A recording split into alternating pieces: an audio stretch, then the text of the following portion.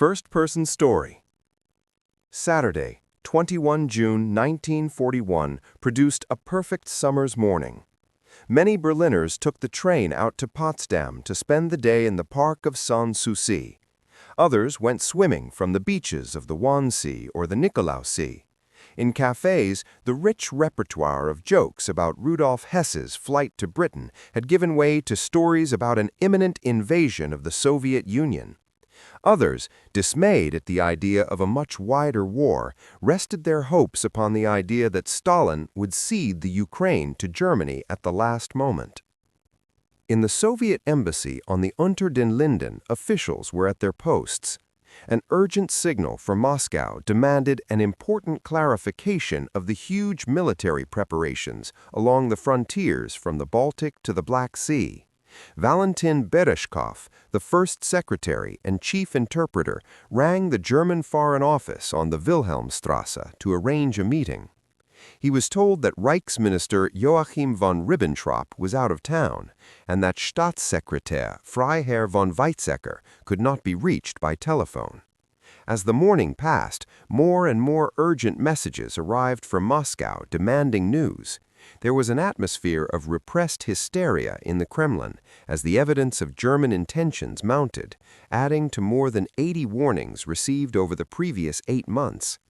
The deputy head of the NKVD had just reported that there were no fewer than 39 aircraft incursions over the state border of the USSR during the previous day. The Wehrmacht was quite shameless in its preparations, yet the lack of secrecy seems only to have confirmed the idea in Stalin's convoluted mind that this must all be part of a plan by Adolf Hitler to extract greater concessions. As the Saturday afternoon in Berlin turned to evening, the messages from Moscow grew increasingly frantic. Bereshkov rang the Wilhelmstrasse every 30 minutes. Still, no senior functionary would accept his call. From the open window of his office, he could see the old-fashioned Schutzmann helmets of the police guarding the embassy. Beyond them, Berliners were taking a Saturday evening stroll on the Unter den Linden. The polarity between war and peace had a bewildering air of unreality. The Berlin-Moscow Express was about to pass through the waiting German armies and cross the frontier as if nothing were amiss. In Moscow, the Soviet Foreign Minister, Molotov, summoned Count von der Schulenburg to the Kremlin.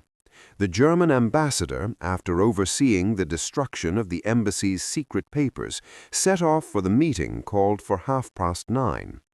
When challenged with the evidence of German preparations, he did not admit that an invasion was about to take place. He simply expressed his astonishment that the Soviet Union could not understand the situation and refused to answer any questions until he had consulted Berlin. Schulenburg, a diplomat of the old school who believed in Bismarck's dictum that Germany should never make war on Russia, had good reason to be astonished by the Kremlin's ignorance. Over 2 weeks before, he had invited Dekhanozov, then back in Moscow, to a private lunch and warned him of Hitler's plans.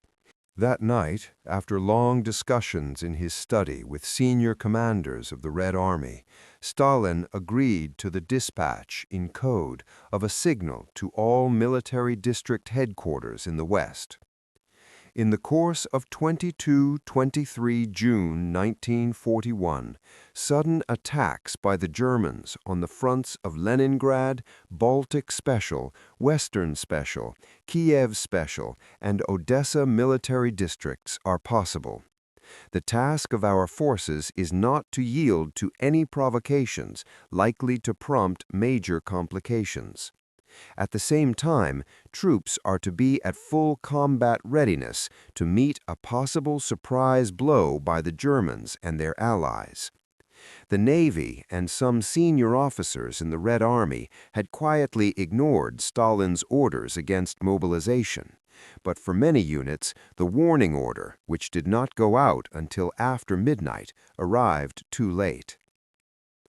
In Berlin, Bereshkov had given up any hope of getting through to Ribbentrop's office as the night wore on. Suddenly, at around 3 in the morning, the telephone beside him rang.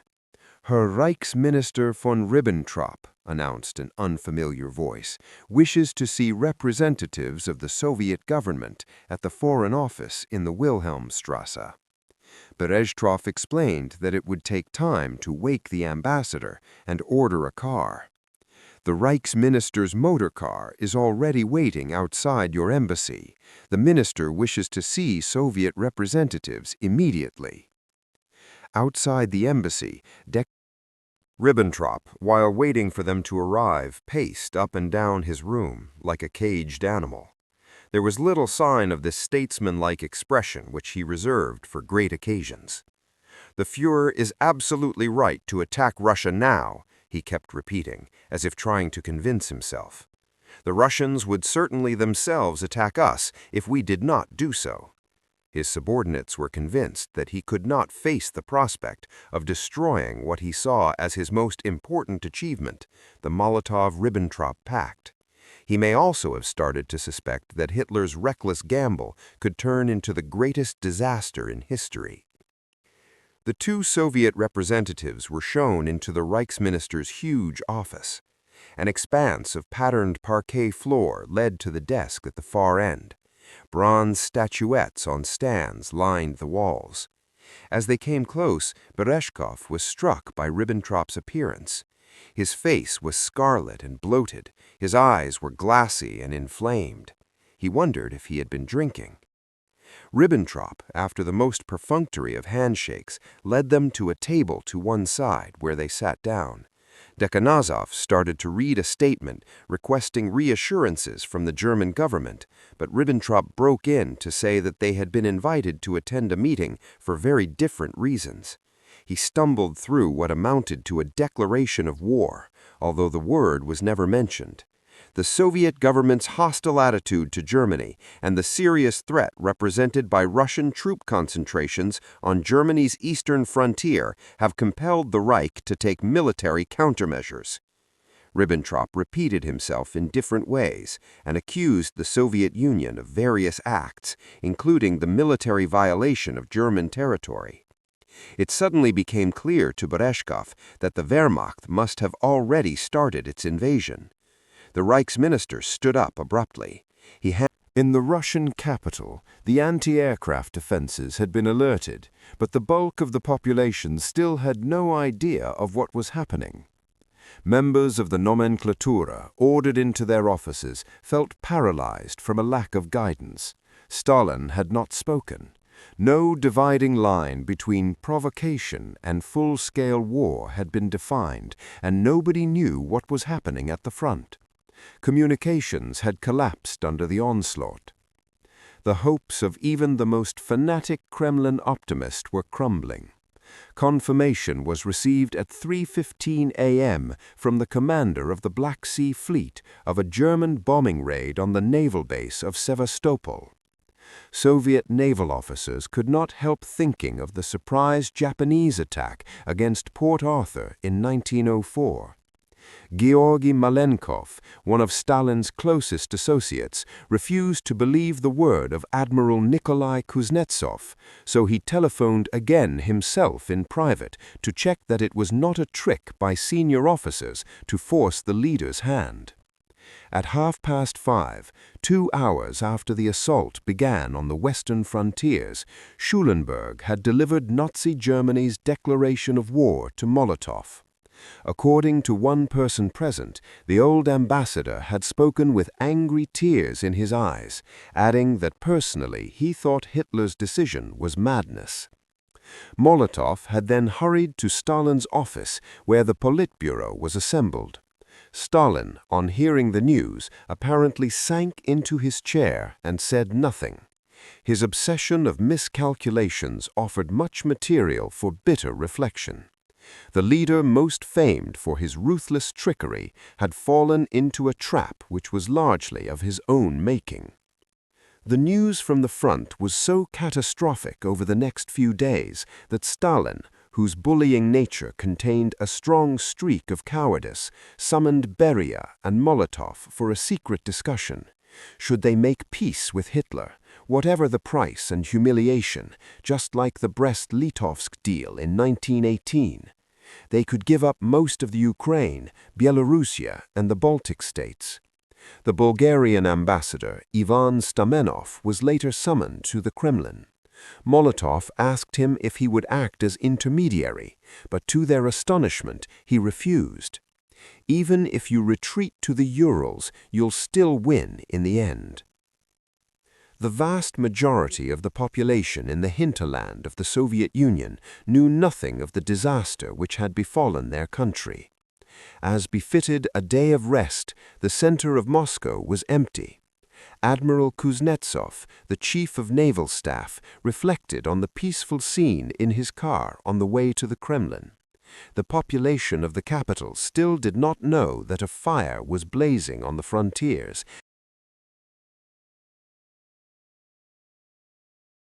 First-person story.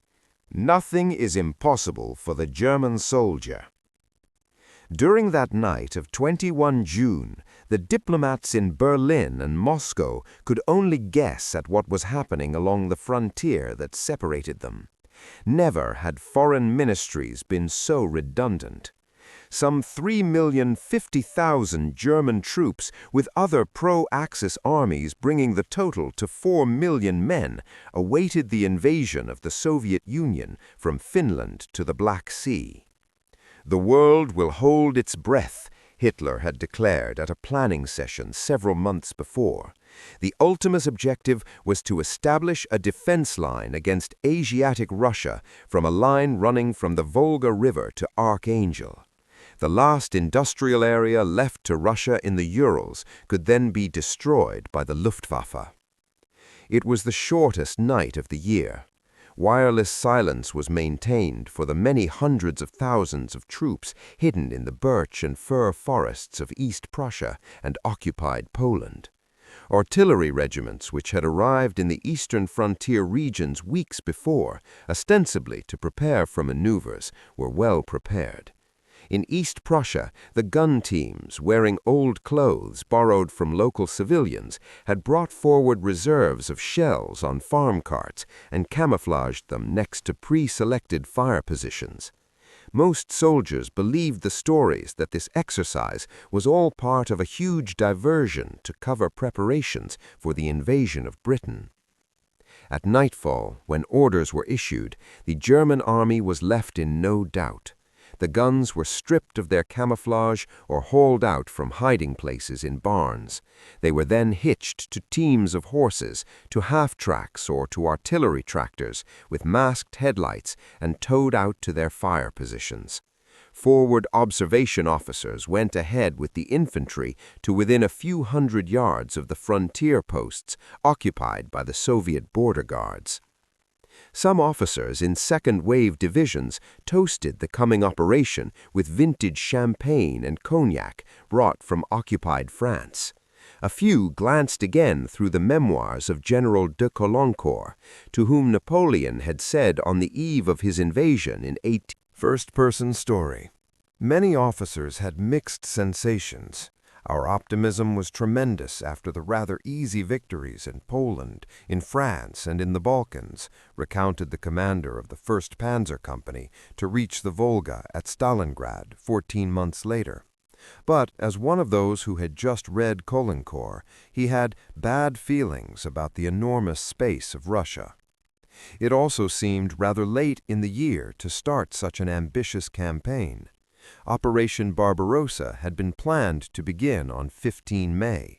The delay of over 5 weeks, often blamed entirely on Hitler's Balkan campaign, was in fact influenced by many other factors, including the exceptionally heavy spring rains, the inability of the Luftwaffe to prepare forward airfields in time, and the allocation of motor transport to divisions. That evening, regimental officers were told of certain special orders affecting the conflict ahead. They included collective measures of force against villages in areas of partisan activity and the Commissar Order. Soviet political officers, Jews, and partisans were to be handed over to the SS or the Secret Field Police.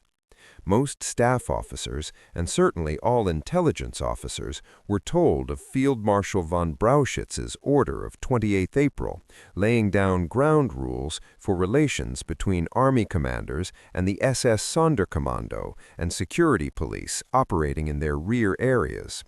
Their special tasks would form part of the final encounter between two opposing political systems.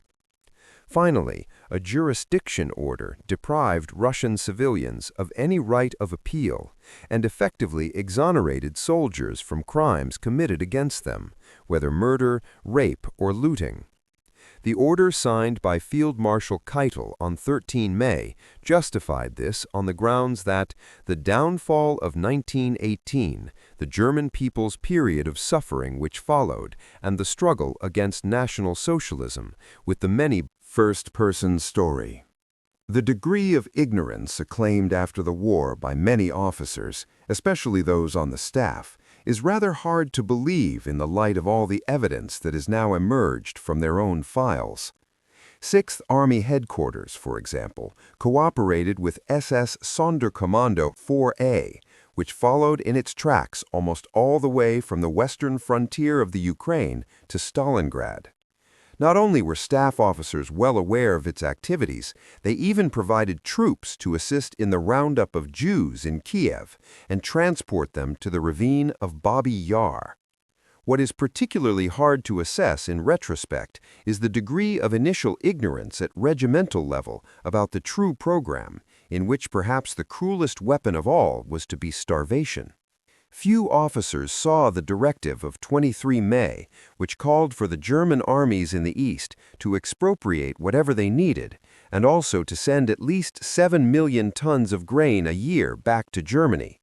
Yet it should not have been hard to guess its basic outline, with the orders to live off the land. Nazi leaders had no illusions about the consequences for civilians deprived of the Ukraine's resources. Many tens of millions will starve, predicted Martin Bormann. Goering bragged that the population would have to eat Cossack saddles. When the illegal Barbarossa orders were prepared in March 1941, it was General Franz Haider, the Chief of Staff, who bore the main responsibility for the Army's acceptance of collective reprisals against civilians. As early as the first week in April 1941, two opponents of the regime, the former ambassador Ulrich Hohenhassel and General Ludwig Beck, were shown copies of these secret orders by Lieutenant Colonel Helmuth Grosskort, who was to perish soon after the surrender at Stalingrad. "It makes one's hair stand on end," wrote Hassel in his diary, "to learn about measures to be taken in Russia and about the systematic transformation of military law concerning the conquered population into uncontrolled despotism, indeed a caricature of all law. This kind of thing turns the German into a type of being that had existed only in enemy propaganda. The army," he subsequently noted, "must assume the onus of the murders and burnings which up to now have been confined to the SS." Hassel's pessimism was justified. Although a few army commanders were reluctant to distribute the instructions, several others issued orders to their troops which might have come straight from Goebbels' office. The most notorious order of all came from the commander of the 6th. The 16th Panzer Division was firmly in the tradition of the old Prussian army. Its 2nd Panzer Regiment, which spearheaded the dash to Stalingrad the following summer, was descended from the oldest Prussian cavalry regiment, the Great Elector's Life Guard Cuirassiers. The regiment had so many members of the nobility that few were addressed by their military rank. Instead of Herr Hauptmann or Herr Leutnant, one of their tank crewmen remembered, it was Herr Fürst or Herr Graf. The regiment had suffered such low losses in the Polish and French campaigns that its peacetime identity remained virtually untouched. Traditions from an earlier age offered an advantage. Within the regiment, observed an officer from another panzer division, it was safe to talk. Nobody in Berlin could joke like us about Hitler. Officer conspirators on the general staff were able to talk about deposing Hitler, even to uncommitted generals, without risking denunciation to the Gestapo. Dr. Alois Beck, the Catholic chaplain of 297th Infantry Division, was convinced that of the three Wehrmacht services, the Army was the least influenced by National Socialist ideology. In the Luftwaffe, those who disliked the regime remained silent. "You could not entirely trust any German in those days," said a lieutenant in the 9th Flak Division who was captured at Stalingrad. He dared to talk freely with only one fellow officer who had once admitted in private that the Nazis had exterminated a mentally ill cousin of his. One historian has pointed out that although the Wehrmacht should not be regarded as a homogeneous entity, the degree to which its different elements were willing to participate in a war of extermination against the Soviet Union, be it as an anti-Russian, anti-Bolshevik, or anti-Jewish crusade, is an area of research that needs to be pursued. Prince Dona, with the 60th Mechanized Infantry Division, was shocked by my own callousness when he reread his diary many years later. Today, it seems impossible to understand that I could have allowed myself to have been caught up unprotesting in this megalomania, but we were dominated by the feeling of being part of a tremendous war machine, which was rolling irresistibly to the east against Bolshevism. At 3:15 a.m. German time, on June 22nd, the first artillery barrages began. Bridges over rivers were seized before the NKVD border guards reacted. The guards' families who lived at the frontier posts died with them. In some cases, demolition charges had been removed earlier by silent raiding parties. First-person story. The Panzer divisions, with the engines of their tanks and half-tracks running, heard little except through their headphones. They received the order to advance as soon as the infantry had secured the bridges and crossings. The task of the Panzer formations was to cut through and then encircle the bulk of the enemy's army, trapping it in a kessel or cauldron.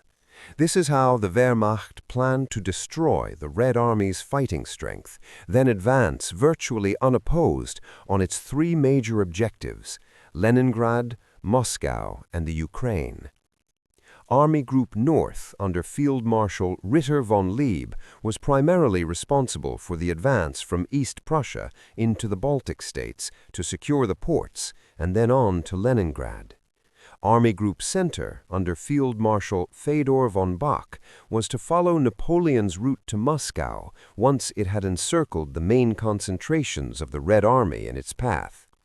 Brauchitsch and Haider were deeply disturbed, however, when Hitler decided to weaken this central thrust in order to bolster what they saw as subsidiary operations. The Führer believed that once he seized the agricultural wealth of the